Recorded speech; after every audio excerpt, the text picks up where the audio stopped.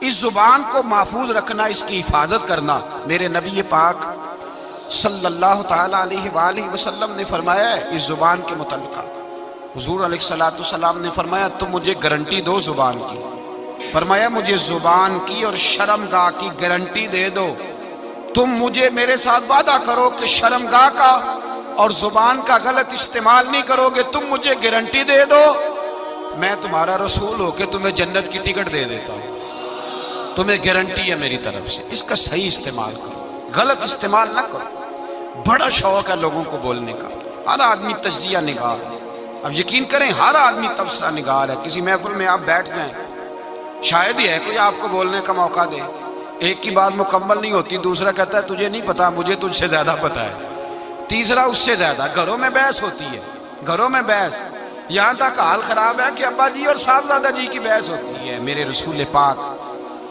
سید عالم صلی اللہ تعالی علیہ وسلم نے اپنے مومن کو نصیحت کی، بخاری شریف میں فرمایا من کان یؤمن باللہ والیوم الآخر فلیقل خیرا او لیصمت، فرمایا جو اللہ پر اور آخرت پر ایمان رکھتا ہے، حضور نے اپنے مومن کو نصیحت کر دی، فرمایا جو اللہ اور آخرت پر ایمان رکھتا ہے یا اچھی بات کہے یا چپ رہے، یا اچھی بات کہے یا، نبی پاک صلی اللہ علیہ وسلم کا فرمان ہے، حضور نے فرمایا کہ خاموش رہنے سے ذکر بہتر ہے، خاموش رہنے سے، سارا دن بولے جس کا دل کرتا ہے، پر یا اللہ کا ذکر کرے یا رسول اللہ پہ درود پڑھے، یا دین کی بات بتائے یا برائی سے منع کرے، نیکی کا حکم دے، سارا دن بولے، عام اجازت۔ حضور نے فرمایا تیرے چپ رہنے سے اللہ کا ذکر بہتر ہے، اور تیری فضول گفتگو سے تیرا خاموش رہنا بہتر ہے۔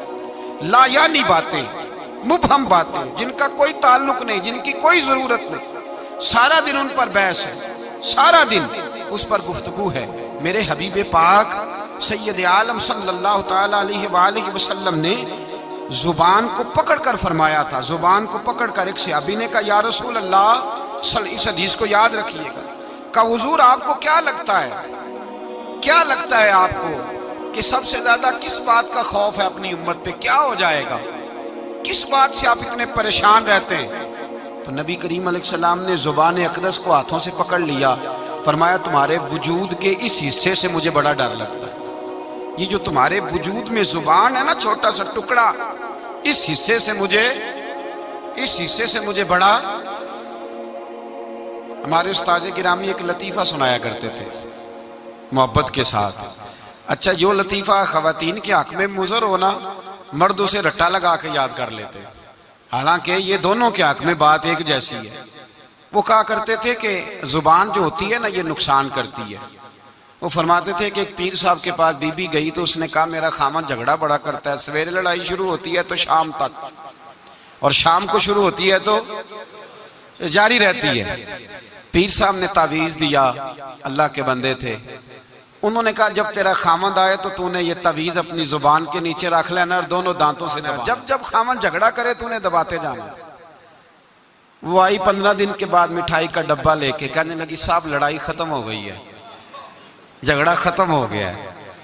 تو پیر صاحب سے کہنے لگی مجھے نہیں سمجھ آئی آپ نے کیسے جھگڑا ختم کیا، تو کہنے لگے بیٹے ناراض نہ ہونا، میں نے بس کچھ دیر کے لیے تیری زبان بند کی ہے، وہ بولتا تھا تو پھر تو بولتی تھی، تو بولتی تھی تو وہ بولتا تھا، تو جھگڑا کیسے، ایک نے چپ کرنا ہے تو بعد میں ختم ہونا ہے نا، تو میں نے ذرا تیری زبان تھوڑی خاموش کی ہے، کچھ بھی نہیں ہوتا۔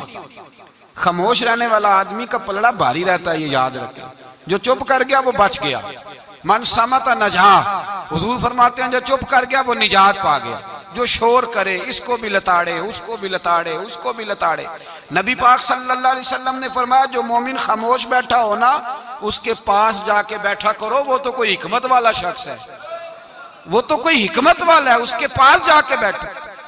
ارادی رائے نہیں، آوارہ خیالی ہو گئی، پہلے غلط سوچ بنانا پھر بیان کرنا، وہ اس طرح کا ہے، وہ اس طرح کا ہے، وہ اس طرح کا ہے، لگتا ایسے ہے جیسے دنیا میں کوئی اچھا رہا ہی نہیں، سارے برے ہو گئے۔ لوگ گفتگو چھیڑتے ہیں کسی کی عزت محفوظ نہیں رہتی. اور پھر یہ زبان ہماری آزاد خیالی، آوارہ خیالی، ہمارے لفظوں کی، اس سے جھگڑا بھی پیدا ہوتا ہے، غیبت بھی ہوتی ہے، جھوٹ بھی نکلتا ہے.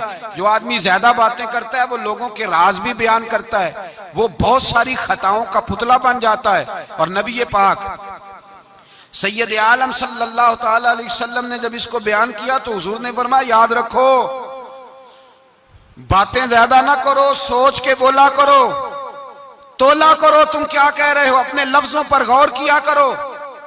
یا رسول اللہ صلی اللہ علیہ وسلم اس کی بھی تاکید ہے. تو میرے نبی پاک صلی اللہ علیہ وسلم نے فرمایا کبھی بولتے بولتے بات کرتے تمہیں پتہ ہی نہیں ہوتا، تمہاری زبان سے ایسا اچھا جملہ نکلتا ہے کہ رب تمہارے اس جملے کی وجہ سے تمہارے لیے جنت کا فیصلہ فرما دیتا ہے.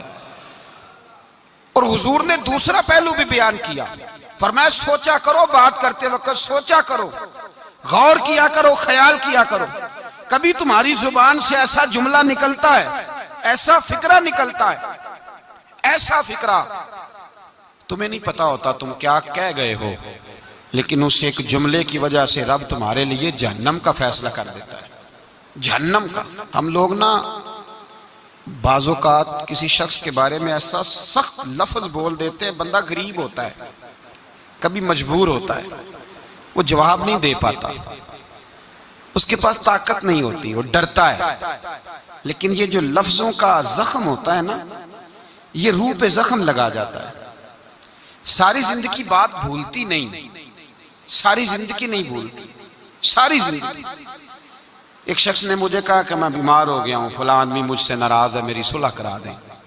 زندگی کا پتہ نہیں. میں نے ان سے گزارش کی، میں نے کہا یار صلح کر لیں. وہ کہہ رہا ہے، کہنے لگے میں آپ کے کہنے پہ صلح کر لیتا ہوں، لیکن جو لفظ اس نے کہے تھے وہ مجھے بھولتے نہیں. وہ جملے میری آنکھوں کے سامنے، اس کو نہیں کہنے چاہیے. اس نے میری والدہ کے بارے میں، میرے والد کے بارے میں، میرے بھائی کے بارے میں، میرے بارے میں، فلاں کے بارے میں، میرے خاندان کے بارے میں، اس کے لفظوں کی وہ کڑواہٹ اب بھی جب وہ سامنے آتا ہے تو وہ لفظوں کی کڑواہٹ مجھے بھولتی نہیں، وہ میرے لیے سہانے روح ہو گئی. اگرچہ بھول جانا چاہیے، حکم شرع یہی ہے، لیکن لفظوں کے اندر جو سختی ہوتی ہے، جملوں کے اندر جو تلخی ہوتی ہے، وہ انسان کو کبھی بھولتی نہیں. وقت گزر جاتا ہے، ہم تھوڑی دیر کے لیے اپنی زبان کو اگر قابو میں رکھ لیں، پابندی لگا لیں، کچھ دیر کے لیے اپنے اوپر کنٹرول کر لیں، تو ہو سکتا ہے بہت ساری روحوں کو ہم گھائل کرنے سے بچ جائیں. میرے نبی پاک سید عالم صلی اللہ تعالی علیہ وسلم نے کبھی کسی شخص کی سخت گفتگو کے جواب میں بھی سخت جملہ نہیں بولا. سخت بات نہیں حضور کہتے، نرم گفتگو کرتے، نرم بات کرتے. اور جب بات کرتے تھے صحابہ کہتے ہیں شدید. ایک بندہ جمعے والے دن آیا تو وہ چلنے لگا، چلتا چلتا بہت سارے لوگوں کو کراس کرتا آگے آیا. تو حضرت ابو ہریرہ فرماتے میں حضور کے چہرے کے تیور دیکھ رہا تھا کہ نبی پاک بڑے ناراض ہیں اس سے، حضور کے چہرے کے تیور. اور مجھے آج لگتا تھا کہ حضور جلال کریں گے، سخت اس کے بارے میں احکام ارشاد فرمائیں گے. لیکن جب وہ آیا، قریب آیا، تو حضور نے فرمایا چل بیٹھ جا، تو نے بڑے لوگوں کو تکلیف دی ہے، کسی کو تکلیف نہیں دینی چاہیے. کہتے ہیں جملے میٹھے ہو گئے، لفظوں کے اندر جو ہم بات محسوس کر رہے تھے وہ ہمیں نہ نظر آئی. میرے بھائی اپنی زبان کو کنٹرول میں، اس لیے میرے نبی پاک علیہ الصلوۃ والسلام نے فرمایا پہلوان وہ نہیں ہوتا جو کھاڑے میں اترے تو سامنے والے کو گرا دے. پہلوان وہ ہوتا ہے جس کو جب غصہ چڑھے تو اپنے آپ پہ قابو پا لے، اپنے آپ کو کنٹرول کر لے، اپنے جذبات پہ قابو رکھے. درجنوں لوگ کیس لے کے آتے ہیں شام کو علماء کے پاس، تو آپ کسی عالم سے جا کے پوچھیں کہ صاحب صبح کے 20 اور درجنوں کیس آئے، تو کیا مسئلہ پوچھا لوگوں نے؟ تو مسئلہ یہی ہے کہ میں غصے میں طلاق دے بیٹھا ہوں. قابو ہی نہیں ہے. خاتون بات کرتی ہے تو اتنا سخت جملہ کہہ دیتی ہے، اور خاوند کے پاس پہلے ہتھیار موجود ہے، وہ تو کہتے ہیں مجھے ماں بدولت کوئی چھیڑ دیا ہے، مجھے نواب صاحب کو ہی آپ نے کہہ دیا چلو طلاق طلاق طلاق، فارغ، چھٹی ہو گئی. تو یاد رکھیں ہر دو جانب سے جب کڑوی گفتگو ہوگی، جب تلخ بات ہوگی، جب رویوں کے اندر ہم اپنی رائے کا اظہار کرتے وقت جب شد و مد کا معاملہ کریں گے، لمبی نمازیں، آج زکاتیں، عبادتیں. میں مسند امام محمد بن حنبل کا حوالہ دینے لگا ہوں. اگر آپ کی زبان ٹھیک نہیں تو ضائع ہو جائے گا سارا کچھ. اگر آپ کی زبان کڑوی ہے، اگر آپ جی میں منہ پہ کہہ دیتا ہوں کہنے والے تو کہہ ہی دیتے ہیں، سننے والے کمال کرتے ہیں، سننے والے کمال. میں نے سنائی ہے 4، کمال کی بات کی ہے تو نے. یہ کس قسم کا تیرا انداز ہے گفتگو کا؟ نبی پاک سید عالم صلی اللہ علیہ وسلم کی بارگاہ میں 2 عورتوں کا مقدمہ لایا گیا. یا رسول اللہ صلی اللہ علیہ وسلم، ایک عورت نماز پڑھتی ہے، صدقہ کرتی ہے، عبادت گزار ہے، لیکن حضور زبان اس کی ٹھیک نہیں، تلخ بولتی ہے، رویہ ترش ہے، اپنی گفتگو کے اندر وہ لوگوں کی بے عزتی کر دیتی ہے، رسوائیاں کرتی ہے، دل توڑتی ہے. اللہ کے رسول نے فرمایا جہنمی ہے وہ بیوی. صدقے کدھر گئے، نمازیں کدھر گئیں؟ کہتے بس زبان کی تیز ہے. تو یہ زبان ہی تو ہے جو تباہی کرتی ہے. کا سب کچھ صحیح ہے، عبادت گزار ہے، سن لیں مسند امام احمد بن حنبل کی حدیث، حضور نے فرمایا جہنمی ہے، لے جائے اٹھا کے اپنی نماز، حج، زکوٰۃ، سارا کچھ.